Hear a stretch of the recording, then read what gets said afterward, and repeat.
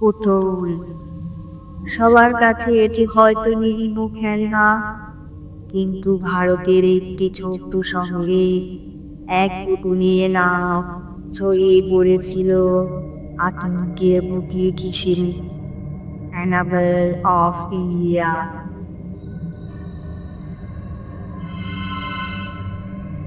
এই পুতুলটি একটি পরিবারে উপহার হিসেবে পৌঁছায়। প্রথম কয়েকদিন স্বাভাবিক ছিল, কিন্তু তারপর শুরু হয় অদ্ভুত কিছু ঘটনা। রাতে ঘুম ভাঙলে তারা দেখত পুতুলটি নিজের জায়গা থেকে সরানো, কখনো টেবিলে, কখনো দরজার পাশে।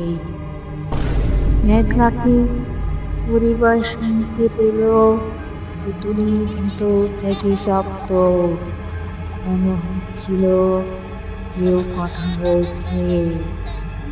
পাশের ঘরের দরজা নিচ থেকে খুলে যায়, খাটের নিচে থেকে শব্দ আসে, যেন কেউ হামাগুড়ি দিয়ে যাচ্ছে।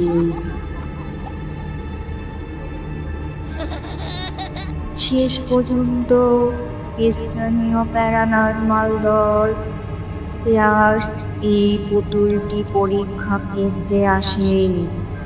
তাদের যন্ত্রে ধরা পড়ে অদ্ভুত ইলেকট্রোম্যাগনেটিক অ্যাক্টিভিটি।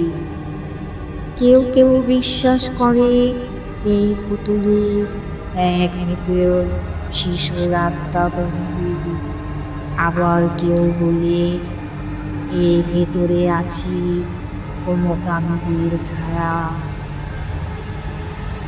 পিয়ার্স দল পুতুলটিকে সিল করা কাচের বাক্সে রেখে দেয়, কিন্তু যারা একবার এই পুতুলের চোখের দিকে তাকিয়েছে তাদের মধ্যে কেউ কেউ বলেছে রাতে সেই চোখ আজও তাদের মনের ভেতরে তালা ধরে বেড়ায়। এটি কি সত্যি এক অভিশপ্ত পুতুল, নীতি মানুষের ভয় তৈরি করেছে নতুন এক ভক্তির কাহিনী? আজও অ্যানাবেল অফ ইন্ডিয়া নাম শুনলে কাঁপন ধরে যায় মানুষের মনে।